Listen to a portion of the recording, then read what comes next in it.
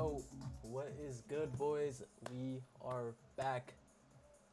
Today's gonna be a full breakdown of my entire strategy. I already told you guys I was gonna be doing this, but this is for traders who are like actually new to the game and don't know anything. So I'm gonna be breaking everything down from 0 to 100, right? How to trade my model, how to be, profitable trading it, and how to honestly get a payout, right? This is the most important thing that a lot of you guys are misunderstanding, and I'm gonna be breaking down every single little thing. But yeah, so if you have, if you already know how to trade and you've been trading for a while, just skip to this part of the video. If I'm lazy, I'll probably add it. If I'm lazy, I'll probably won't add it, but just skip to a part of the video, whatever that you think you don't understand. Just skip to this part of the video. With that being said, I'm gonna be doing this in one take. So bear with me. A lot of the times I can barely speak, I can barely get a point across, but yeah. So we're gonna be going all the way back to square one. Also, I'm currently in this trade right now. I'm targeting these highs on the 5-minute time frame. Targeting this 55 level. Could honestly go a little bit higher, but I already took my partials, so I'm already done for the day.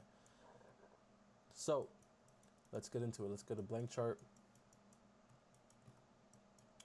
And yeah. So for those of you guys who are new, we're going to be going over the basics, like the basics. So as you guys may know, I trade NQ, and a lot of you guys probably don't know what NQ is. NQ is the top 100 stocks, tech stocks in the country, right? And the S&P, which is the S&P 500, a lot of you guys probably have heard of that, is the top 500 stocks in the country. So it's not tech stocks, it's just stocks. So what we do with traders like me, I trade futures. I trade, let me just make myself smaller. I trade NASDAQ, which is NQ, and I also trade the S&P. But, who's trading these, who are trading these indexes? Who's trading them, right? So a retail trader, I'm a retail trader. So a retail trader is somebody who's like a random individual who's just trading with a certain amount of funds and, just trying to make money in the market. We only take up for 3% of the market. So that means that, we don't really affect the market that much. And you're probably asking, all right, who are the ones that are, trading 97% of the market then? And that is the banks, right? The banks are the ones who are trading the market. So, yeah, let's get into it. So they're the ones who are moving the market. They're the ones who are adding liquidity. They're the ones who are putting money, taking money out. So as you guys can see here, we have a candlestick, right? On the left-hand side, we have a bullish candlestick, and on the right-hand side, we have a bearish candlestick. So what does bearish mean? Bearish means going down, bullish means going up. The way I like to look at it is, if you were at the bottom of a mountain, right, you start here, you go over here, and this is the end of the mountain, right? The opposite way for over here. So if it's bearish, you start over here, you go to the bottom of the mountain, you climb down. So just look at it as if you were hiking.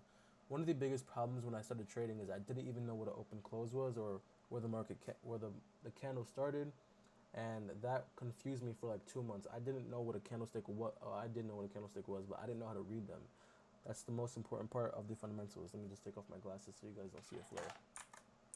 So as you guys can see, starting at the bottom of the mountain for a bullish candle, you start here, you end here. So what that's called is, this is called a open and close. So the bottom is where you start, which is called the open. You guys are going to see why it's called the open. And the top is the close. So this is where the candle closes. You guys are probably asking me, all right, what does open and close mean? I'll show you guys in a second. So it's the same exact thing for the bearish candle, but it's flipped. So the open starts here, right? And the close starts here. Right? So it's the same exact thing, but it's flipped. So like I said before, at the top of a mountain, you're going down. At the bottom of a mountain, you're going up. right? So now that we have that, we're gonna go to the chart and show you guys an example of what a candlestick close looks like. So as you guys can see here, we have, don't mind this. So as you guys see here, we have a time frame. So we have a 1 minute, 3 minute, 5 minute. You can put it to whatever time you want, 5 minute, 15 minute, whatever you want to do. On the right hand side, we have the time. So we have the time and we have the price. So right now this is at 23,507 flat. It just went up, keeps going up and down. That's just how the market works. So as you guys can see, like I said before, my chart is different. When you guys load into TradingView, you guys are gonna have a green and red, candles. So as you guys can see right here, we have a bearish candle. The white is a bullish candle, right? I just have my chart set up this way because I don't like looking at red or green, because red signifies bad and green signifies good. You guys want to completely detach from red being bad or green being good, because you guys can make money while the stock market is going up or down. A lot of people have the misconception that you only can make money when the stock is going up. In some cases, yeah. In some cases, no. It depends on what you want to do and how you want to approach the stock market. So as you guys can see here, we have the time. So we're on the 1 minute time frame. So what that means is that every 1 minute, right? Every 1 minute, there is a new candlestick being painted and being closed, right? So let's say there was a candle, right here, there's a bearish candle, and let's say there was like 5 seconds left on this candle. So it was still creating the candle or whatever, and then 5, 4, 3, 2, 1. Right before the timer ends, right, let's say it closed here, 5, 4, 3, 2, 1, 0. It closed all the way down here. Next thing you know, after that 1 whole minute passes, we create a different candle, right? And then whatever happens, so that candle happens. So as you guys can see on the right hand side, we have 13 seconds left. This was on the 1 minute time frame, and as you guys can see right here, after 8 seconds, whenever this closes on the right hand side, oh, you guys can see it, but it looks like this. We have 1 second. Look at what happens here. After that 1 whole minute, we created a new candle, right? It opens up over here, and as you can see over here, we have the timer. So it says 48 seconds, right? Perfectly fine. And every minute it creates a new candle. So let's say I was on the 5 minute, right? Let's say I wanted to, do this on the 5 minute. Every 5 minutes, it would create a new candle.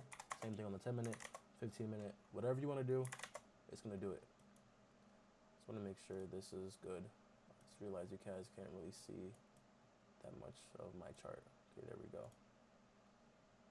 Let's make this a little bit bigger. All right. So as you guys saw, we have the open and close, right? So this is where the candle opens, this is where it closes. So you guys understand that now, right? You're probably asking me, all right, that's cool and all, but now what does this line mean here, right? I'm gonna explain it right now. So before we get into that, we have to understand what this is called and what this is called.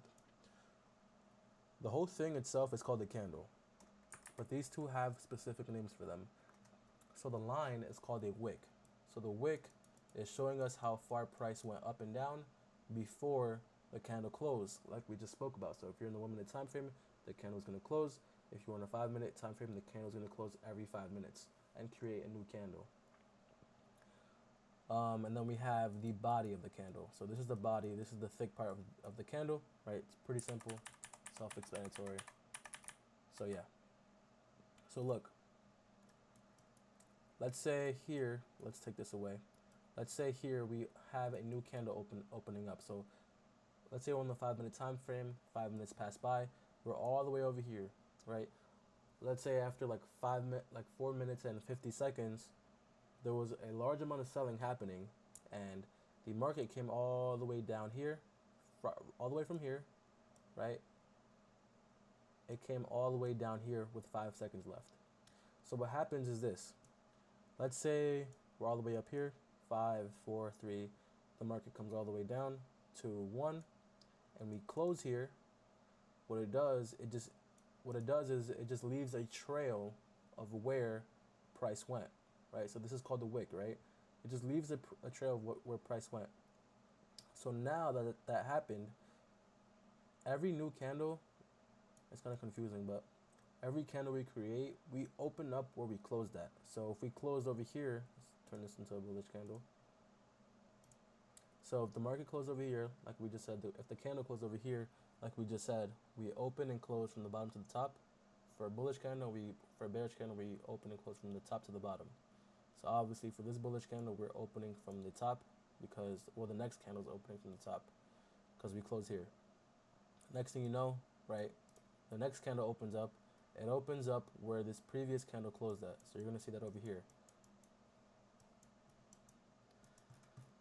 So if I go on the 5-minute time frame, or 1 minute, doesn't really matter. Notice how every candle opens up where the previous candle closed at. So this candle opens up here because it's a bearish candle. It closed at the bottom here. This next candle opened up where this previous candle closed at.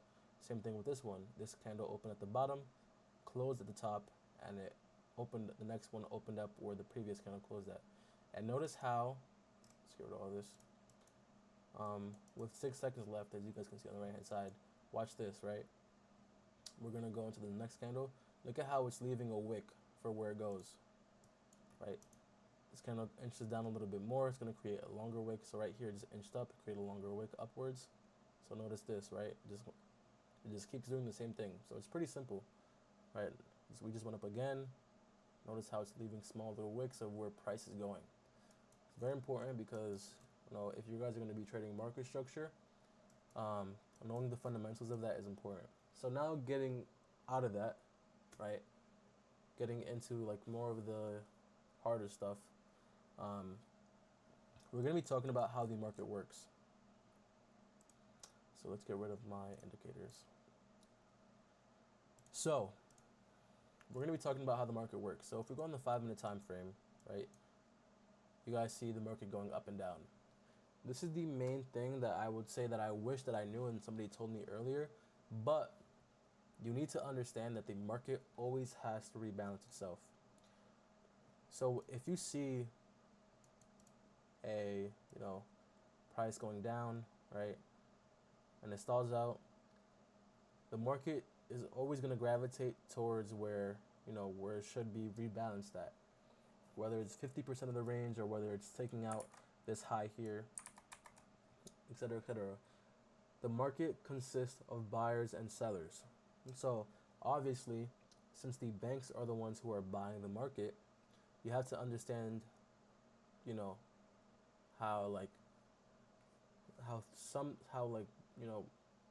this is the easiest way I can put it into words. I can't put it into words right now. If you owned a store, right, and let's say you were selling apples for $3, maybe $2, and $1. This is the easiest way to put it into words or to show you guys.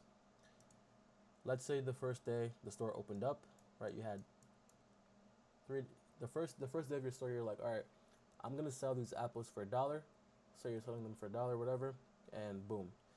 You open up the store, you notice within the first 3 minutes, each apple sold out really quick. So you're like, all right, the apples sold out really quick. Obviously, these are good apples, so I'm going to put them at $3. You put them at $3, and you open up the store again the next day, and then you realize that the apples did not sell. So you didn't sell any apples. So you're like, all right, 3 is too expensive, 1 is too cheap, so I'm going to put it at $2.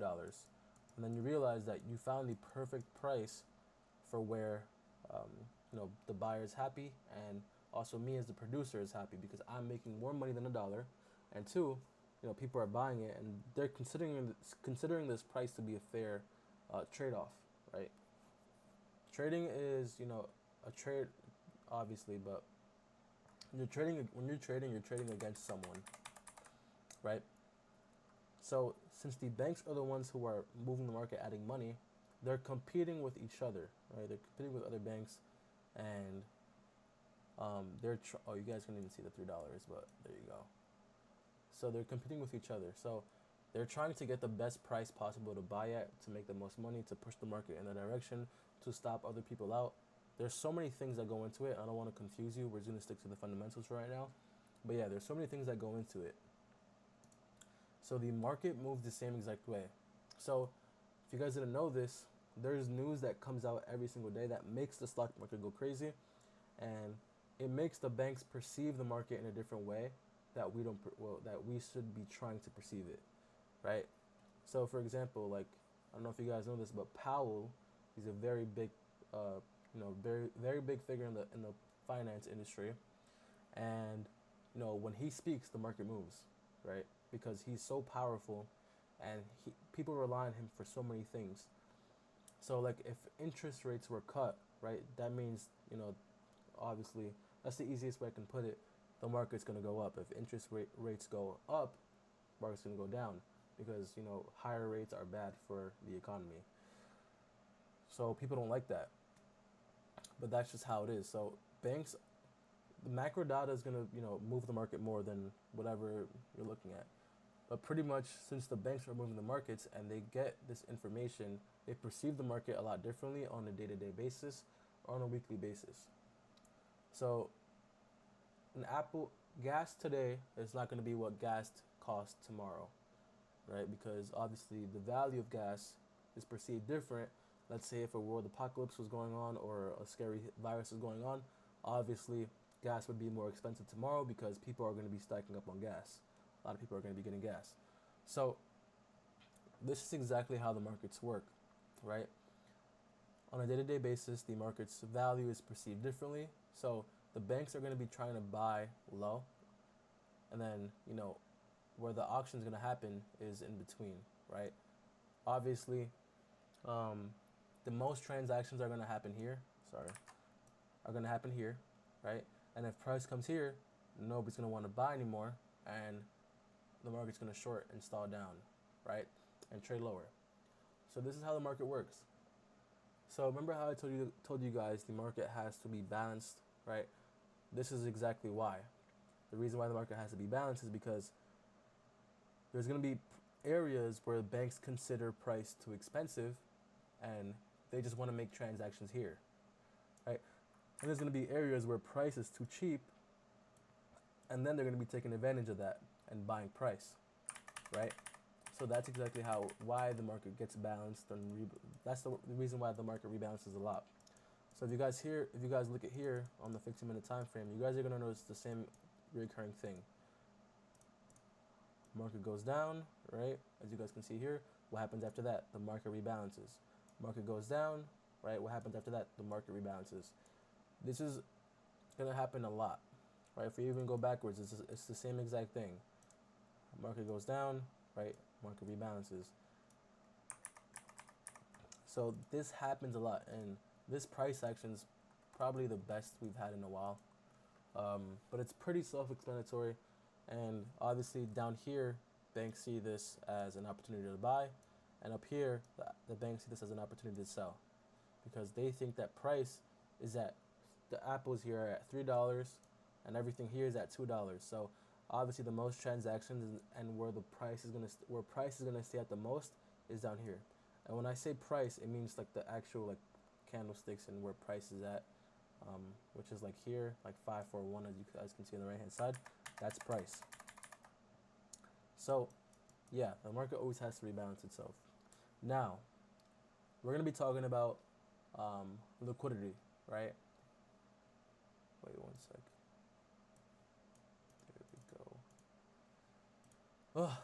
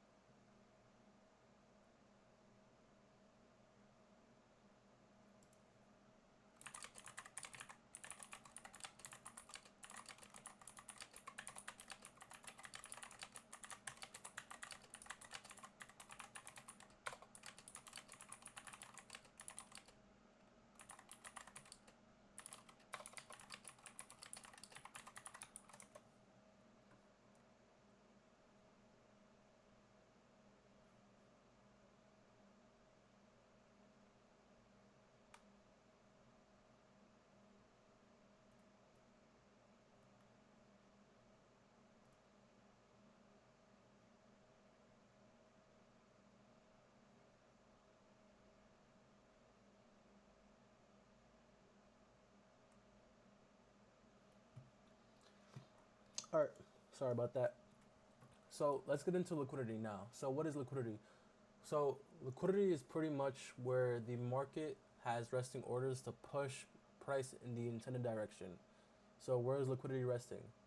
So it's usually resting at swing highs, right? Key points, and I'm gonna show you guys what a swing high looks like. But just to break it down for you guys to make it easy, right? Let's say there was a bunch of sellers here, right? And the market was just going up and down. It created this swing high. I'm gonna explain to you guys what it is in a second. And pretty much this was a key point in price because there were a lot of sellers in this area. So what happens is this, right? Price ends up coming back up to this area where this liquidity is resting, where the resting orders are at. And next thing you know, we trade up into the area and we sell off because there were sellers in this area previously. So if you guys look on the top right hand side, on the top left hand side, sorry about that, um, there is something called a contract, right? So the banks are trading with hundreds of contracts at each price, right? And pretty much that's what it is. So think about it like this. So we're trading with 1 to 10 contracts as a retail trader. Some people probably trade with more, but for this example, let's just say like that. So let's say here they had a resting order with let's move this over here. They had a resting order with like 1,000 contracts here, right? And what happens is, since 1,000 contracts for a sell, right? So you see that there's sell and buy, as you can see, sell and buy. So they had 1,000 contracts for a sell here. So what happens is buyers are pushing price up, and the buyers see that, and what happens is their positions get liquidated. For the buyers' positions get liquidated. Sorry, and they enter for shorts, and what happens is price delivers lower because there was a ton of selling pressure right here. Right, the market enters lower, and they think that this is a premium price, like we saw with the apples or whatever. They think this is a good price, and yeah. So these pockets of liquidity are literally typically at swing highs, right? I'm going to tell you guys how to differentiate which swing highs are, key swing highs and which ones are not. So what a swing high looks like is a 3 candle pattern, right? That looks like this. So you could say it's it's a candle down here, candle up here, candle down here. And then there's a long wick usually at the top, right? Like this. That's what a swing high looks like. So the resting orders would be above the wick, as you guys can see. So what happens is price would come down, trade up for a little bit, and then let's say they had 1,000 limit orders for sell, which is 1,000 contracts, and then the market comes up and shorts off after. This has happened multiple times, and if you guys, it's literally easy to see. Let's see if we can find a good example. See, like right here. So as you guys can see here, we had a swing low. So not every swing low is going to be like the one I showed you. That's not going to be perfect, but as you guys can see, we had a 3 candle pattern here. We had 1, 2, 3. Let's go on the 5 minute actually. So yeah, we had one right here. So we had a 3 candle pattern. Let's just even on. Yeah. Let's go back a little bit. So right here, sorry. So right here we had a 3 candle pattern. 1, 2, and 3. Created this swing low. So it's the same thing as a swing high, but just flipped. So right here we had this swing low, right? 1, 2, and 3. And what happens here? Price comes down into it, sweeps it, delivers higher. So what do we know about this area? That there was a lot of buyers buying in this area. A lot of buying in this area. Price came down and swept it. Same thing with this one right here. Price came down. I'm not sure if we swept it, but I'm assuming we did. Yeah, we did. So a lot of buying in those two areas, and we created more wicks, which is indicating another swing low with buying resting underneath. So right, it's pretty simple. Just know that liquidity is fuel. That's what causes these big moves.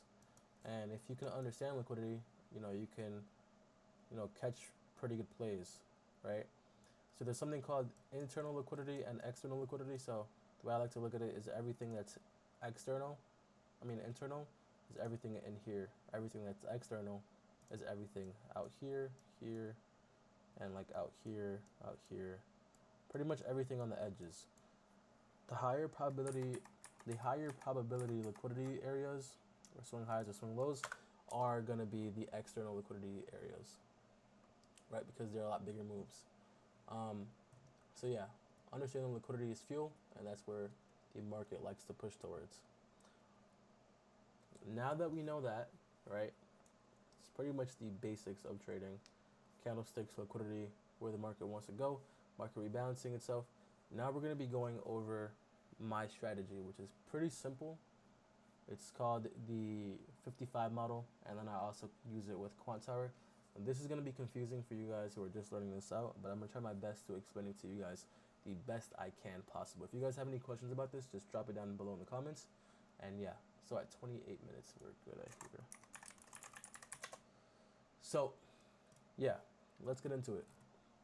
So as you guys can see here, we have something called the volume profile. It's loading up right now. So you're like, oh my god, Mark, this looks confusing. It's pretty simple. I literally just explained it to you guys in some way, somehow. So remember that idea that I told you guys about the apples, right? So apple is expensive where? At $3. $2 is where people want to buy it at. And this is how the market works. People want to buy at $2. And when the price goes up, people don't want to buy anymore. Price goes down. And that's how the value of the market is perceived. This is how the market works. People don't want to buy an apple at $3, just like how the banks don't want to buy NASDAQ at $30,000, right? If, let's just an example. Right now we're at 23,000, but nobody would buy NASDAQ at $30,000. Just like how you wouldn't buy stock when it's at its highs, right? The banks are doing the same thing. They don't want to buy at a premium. So yeah. So pretty much the whole idea is that you want to sell here and you want to buy at the value area low. And it's pretty simple, right? It's pretty easy to understand, but this is the way you need to be using it. So I use it as, somewhat of a not confluence, but I use it as a way to understand where the market wants to go, right? And as you can see, for the last couple of days, it's been, pretty decent.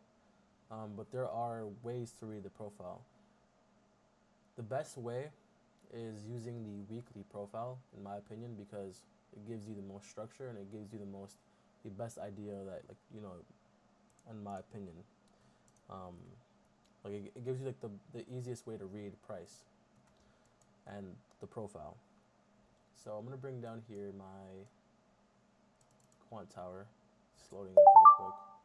While that loads up, we're gonna just talk about everything. So as you guys can see here, price is overextended. This is everything above the white line. Everything above the white line, by the way, is the value area high. Everything in between is fair value, where everyone wants to partake in the action. And then everywhere underneath is where price is undervalued, and it's super cheap. It's considered cheap, so that's good. So notice how every time we traded up into the value area high, we would get some sort of opportunity to short the market. So as you guys can see here, there was a possible short here. I was in shorts earlier today as well. Last night I was in these shorts for a while. And yeah, the market just keeps rejecting off of the top, right? And that's pretty normal for the volume profile. That's what I like about it the most. I wish I can go into replay mode into this, but yeah, so it looks confusing. I know it looks confusing. I'm gonna explain it to you guys. It's pretty simple. So previously, we had price at a value area high here above this yellow line, and there was a delta imbalance. For those of you guys who don't know what a delta imbalance is, the delta is the difference between buying and selling, and stacked delta is what causes these imbalances. right? So what happens is if you pair these with the volume profile, it's literally going to give you like one of the cleanest setups possible. So as you can see yesterday, there was a value area high here above the white line, above the yellow line, 525 flat, right? And everything above that was the value area high. So what happened was we tapped into this volume imbalance, could have taken the short here, and it literally created like a 80-point move, I'm pretty sure. Let's look, 5 minute, 525, so right here, 525, right there, flat. This one move alone could have gotten you like, let's see,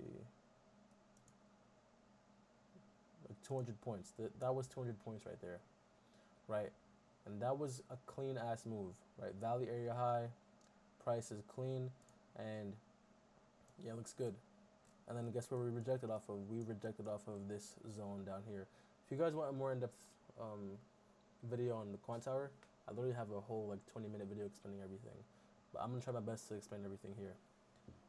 So yeah, like I said before in the quant tower video, the zones that are gonna work the best are the long ones. So horizontally long, they're gonna work the best. Also, the ones that work really well are the ones that have created big moves beforehand. So this created a big move. This right here created a pretty decent move. And look what happens. The market was holding off of this area. We delivered upwards to this internal high, even into this 525 level that we had. The small ones are going to get ran. These are going to get traded into easily. So you want to stay away from these ones, and you want to just stick to the ones that price can hold and price can stay above. So yeah, there was a value area high here, which made it an A plus setup for me. That's why I took it, and it was super, super clean. So if we go back into trading view, understanding the volume profile is pretty easy. And like I said before, the SVP is good, but it can confuse a lot of people. So on Quant Tower, I use the weekly profile. So I use the current week. So every Monday, I use previous week, and then going into next week on a Monday, going into next week on a Tuesday, I would use the current week. So unless it's a bank holiday, I wouldn't use current week on Monday. So Monday I use last week's. On Tuesday I use current week, because every week, depending on what you're using, we build a new profile every week, right? So that's important to understand. So the way I like to use this is pairing the delta divergence with, not divergence, stack delta, which is the delta imbalances, with swing highs or swing lows depending on what you want to do, and then pairing it also with an SMT. That's gonna work the best. So as you guys can see for 524, let's see if we had an SMT.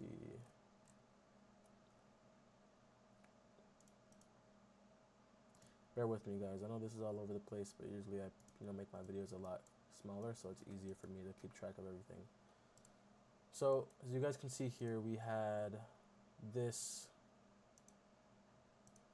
level tap right here, and as you guys can see on the left hand side, we had this high that was created here at 3 a.m. right? What happened here at 3 a.m.? The market on NQ took this high at 3 a.m. but ES did not. So an SMT is showing us a disagreement in price, right? We all know that ES, we probably don't know, but ES and NQ move pretty similarly, right? So every trade that I take has an SMT in it, and it just makes the trade a lot of a higher quality trade. And I only, 90% of my trades have an SMT. So most of them do. If they don't, then most of the time, it doesn't really stack the probability on my trade. And SMT just gives you like more confirmation.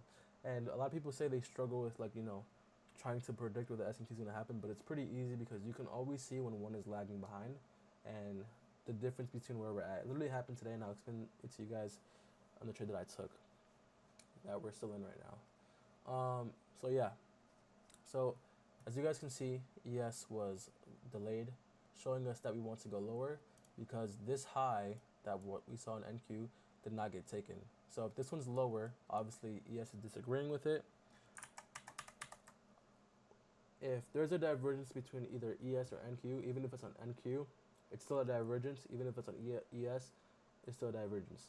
So the SMT at the highs means that the market wants to go lower. The SMT at the lows means that the market wants to go higher, right? That's one of the biggest things I had, like the biggest problems I had. I didn't understand, but yeah, it's pretty simple. So there's these things that are called, I don't know why it's not working, but there's these things that are called kill zones. So it's pretty much time-based liquidity. So like instead of using, swing highs, swing lows, the kill zones are gonna give you like really, really good targets that you can hit, depending on what you want to see and what you like. I don't know why my chart is bugging out right now, but depending on what you see when you like, you can target any kill zone of your choice. So there's 4 sessions, right? So there's New York AM, which is New York Open at 9:30. Then there's New York PM, and there's lunch, New York lunch. Then there's New York PM, and there's Asia and London. Sorry, there's 5. And there's Asia and London. So those 5, right? So typically, what happens is when price takes out one of these kill zones, as you can see, we have New York AM low. What happens is price likes to deliver to the opposite side. So these are really good targets, for your trades if you guys really want to take them. These are really good targets. So whenever a kill zone isn't met, and you see that we are overextended on the day, as you guys can see, we're overextended, and we had a big move. You can literally hold some trades on some days to like all the way down here, because the market has to rebalance itself, like I said in the beginning of the video. That's the most important part. And yeah, so as you can see, right, we have all of these targets, and if we were to hold them out to these targets off of the quant tower level, right, and an S&T, what happens? The market wants to deliver to these lows because it's high quality, right? Also, another thing, this same level off of quant tower literally played out multiple times. So I took these shorts. So as you guys can see here as well, the New York AM low was taken. This is why it's important to take partials. We'll talk about that towards the end. But the New York AM low was taken, and then we had a reversal down here. I want to see if ES took that. No, it did not. We were close to taking it. But yeah, that's why partials are important. So besides that, it's pretty easy to understand, right? If there's an S&T, if there's a delta imbalance, it's pretty much a high quality trade, especially if we're in a value area high or in a value area low. Those 3 things is all you need. Literally a 3rd grader can trade it. You just have to pair all the confluences together, and you have to know what to look for. So now we're going to be going over how to spot absorption. So absorption is literally just the delta, right? Just delta when we're trading into a key point in price. And it literally happened like so many times today. So this looks confusing. So as you guys can see, we have trades, we have volume, and we have delta, and then we have CVD. So trades is the amount of trades that are happening, right? The amount of people that are clicking the button trade. Volume is the amount of contracts being transacted. Delta is the difference between buying and selling, and cumulative delta, which is CVD, is, you guys can even see it. I'm going to show you guys. So right here, this is what it looks like. So we have volume, trades, we have delta, CVD. So cumulative delta is pretty much the amount of delta on the day. So each day, if it's going to just add up all of the delta. So each candlestick on its own has its own delta. As you guys can see, the 3rd number here is the delta, right? The 3rd one going down. 786 delta on this candle, right? Negative 16 delta on this candle, etc., etc. So we had all of these zones, right? So I was in longs because I saw Well, this is at 9:15, but I was in longs here because there was a zone that was here, quantile zone or level, delta imbalance, that we traded it into, and the market was holding it, right? The market kept bouncing off of it. We're currently in the 5 minute time frame, so you guys can see how long we've been rejecting off of this area. So if you guys don't understand how to read this, the body of this is literally just the green stick, and the wick, right? It would just be the numbers above where the candle closed at. So this close here, everything above here is the candle's wick. So pretty much, you see how much time we spent down here. On top of that, if you guys look, you guys can see how there was so much selling. This is pre-market. There was so much selling, and not a lot of movement. So when you see a lot of selling, the main thing you need to be thinking about is, okay, where are we on the chart? Why is this happening? And how can I be on the right side of this, right? Just because we see a lot of selling does not mean we're going to go down. So one of the things I want you guys to understand is effort,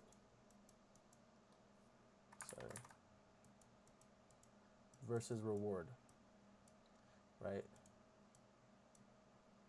Effort versus reward.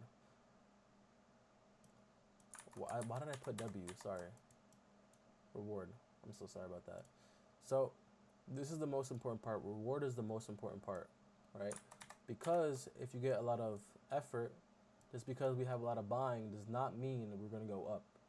That's the last thing I want you guys to think about. Because look, remember how liquidity works. Let's say there was a swing high here, right? There's a swing high. The market trades up into the swing high. And then next thing you know, you're looking at the delta and you're seeing a ton of buying coming in. You're seeing like 800 delta, right? That does not mean we're going to break past this high. It is possible, but it doesn't mean that. If you see that the market's staying in this area for a long time and we're not getting any progress, even though there's a lot of buying, that means that there's a bigger player that's selling the market, blocking price from going higher, right? And this is what I mean when I say the banks are the ones moving the markets, right? They're competing against each other, right? There's a bigger player here blocking the market from going up. So what happens is, the market tends to fall right after because there's sellers there blocking price. And that's one of the things you guys need to understand, right? So let's say here, right, there's positive 800 delta. We're staying here in this area for a while. What's going to end up happening is we're going to fall, right? It's pretty simple, right? This is the reward. No, that's not the reward, sorry. The reward would be this. So let's say here, there's 800 delta, right? We get 800 delta here. The reward would be this, us breaking past this high and keeping a continuation. This is the reward, right? Don't think just because we're buying in an area and we're staying stagnant in it means that we're going to break through it. That's called absorption, right? So this is important to understand. You can catch like small little moves with this, and once you master it, it's literally like an easy way to catch a trade, exit the trade. You can take small scalps with it. So as you guys can see, if we go back on the quantile, this is literally what was happening here, right? Price was trading up into this area where a ton of buying happened previously, and as you can see, we were staying in this area for a long time. We ended up pushing up above this, came into this area, and sold off. And once we sold off again, we were holding the area again. There were sellers trying to come into the market, but they weren't able to push price, and then buyers let go of the area, and price eventually got through. So that's why it's important to understand, where the market wants to go, how the market is playing, and yeah, I took this trade off of another level that we had, but yeah, that's very, very important. So now that we understand how delta works, right? Now that we got that out of the way, now we're going to be going over my model that I called the 55 model. It's a model that I created. I'm the creator of the model. If you listen to anybody else say that they're the creator, they're lying to you. So the reason why this model works really well is because it's pretty much the last 5 minutes of the day. It's called the power hour, which is the last hour, but the last 5 minutes of the day. It's during power hour. And if you guys look here, at the bottom here we have volume, right? If you guys look at the volume, you can see that we always have a large amount of volume at the end of the day towards um, market close. So we had one here, we had one, this is we had one here, right? We always have that, right? It's important to understand.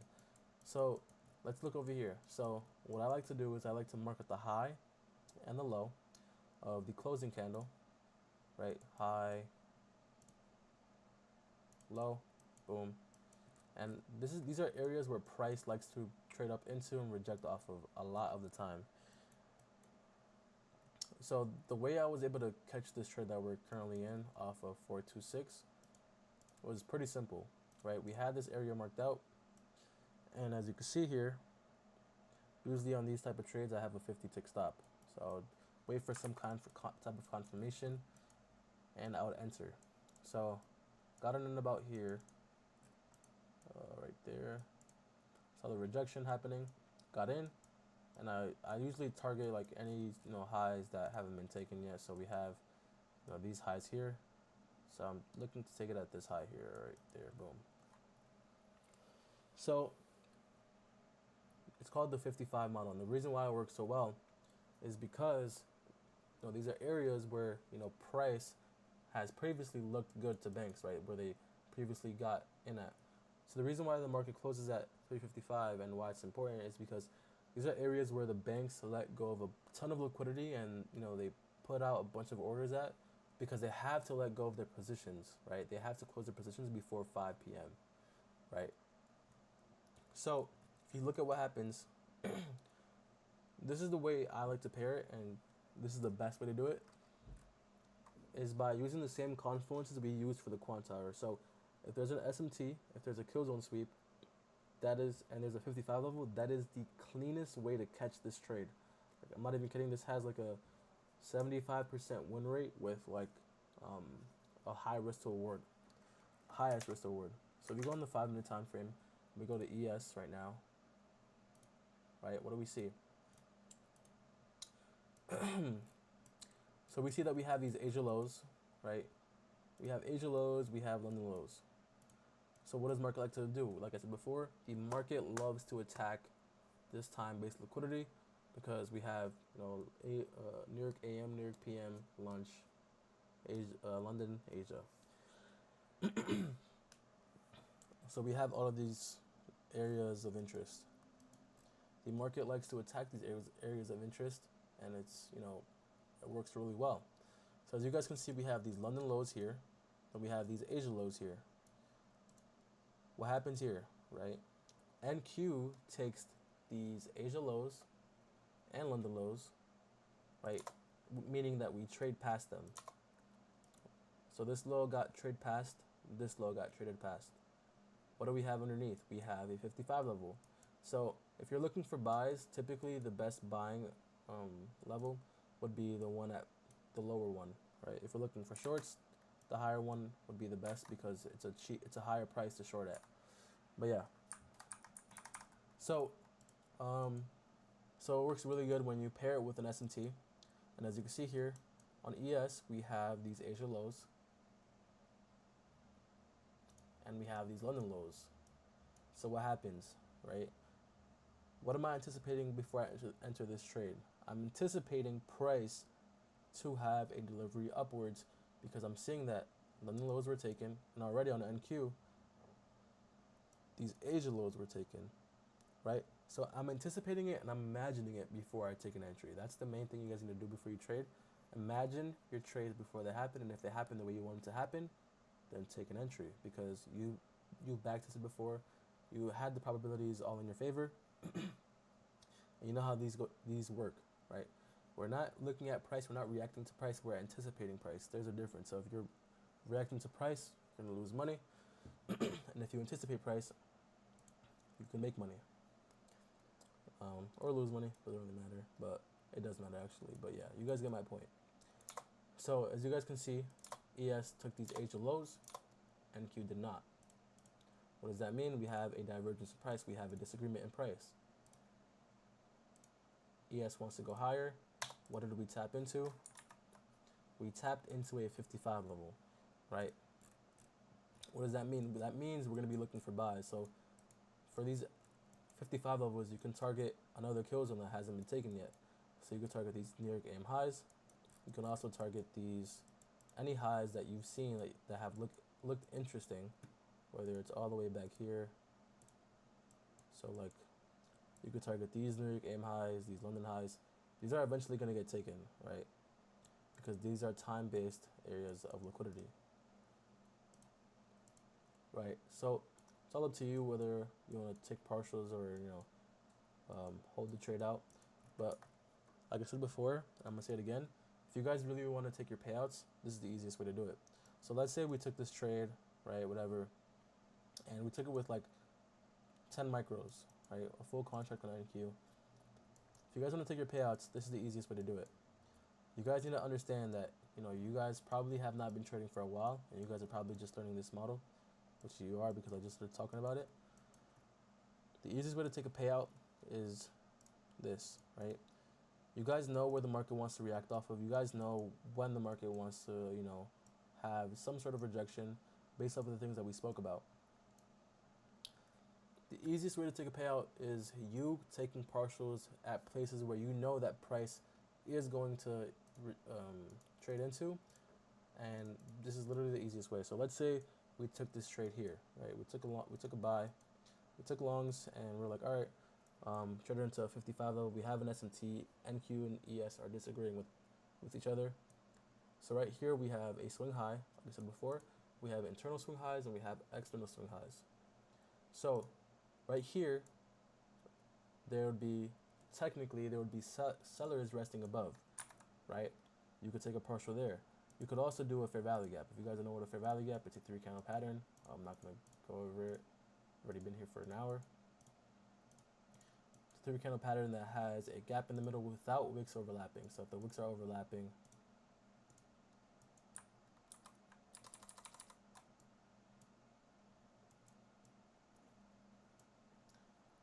oh my god, I have not seen a fair value, or not seen, but I've not taught a fair value gap in years. So you guys see a fair value gap. As you guys can see, there's 3 candles, but the wicks, they're consecutive candles, right? But the wicks are not overlapping. So that means that, there's a fair value gap, whatever. There's a gap in between those 2 candles, or 3 candles, whatever. So you guys can take your partials at your first fair value gap, which could be here, right? That's $265 if you partial there. Or you could take it as swing high, right? You guys need to be partial in your trades and walking away with your profits. Because let's say, even here, let's say this. I'm going to take a partial at this fair value gap on the 1 minute. All right, boom. Fuck. All right, you guys get the point. So pretty much what that's going to do is, if I partialed here, I would have walked out with $275. And then I would have broke even, which would have, had me not risking anything. I would have broke even there. If price comes back down to my entry, if price was to come back down to my entry and I get stopped out or get break even, I would still walk away with a winning day on Top Step, and I would still walk away with profits. You guys need to make sure you guys are walking away with your profits and just closing your computer right after. So yeah, so if you guys want more, if you guys want me to talk about this more, if you guys have any questions, make sure to drop them down below, and I'll be more than happy to go over anything with you guys. But pretty much been pretty good. The last couple of days we've had, like, this week it's been pretty good.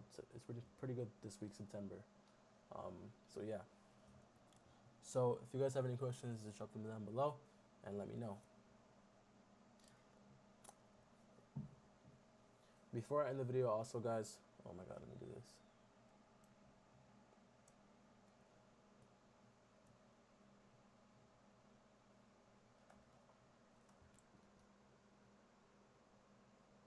Also guys, before I end the video, if you guys really do want more and more in-depth, yo, what's good guys? I hope you guys enjoyed the video. If you guys want a more in-depth learning tutorial, you guys can DM me on Instagram. All right, I'm done, bro.